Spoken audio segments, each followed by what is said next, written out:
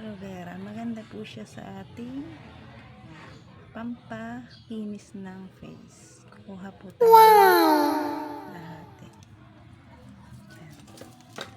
Ito po yung gagawin po natin yung pampakinis sa face. Ito yung aloe vera. Yan. Tanggalan natin ng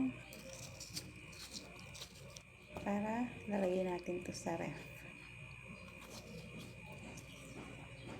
Yan. Lalagyan natin yan sa face para pampakinis. Pwede rin po siya sa buhok, pampakapal. Pag gusto niyo pong pumapalang inyong hair, ito po lang ang gamitin niyo. Original pa. Mga herbal lang, aloe vera. Tanim po kayo ng ganito at malaki po ang tulong nito sa atin. Lalo na sa mga may pimples, pili yan ang gamot. Then na po at ilalagay natin yung sa ref.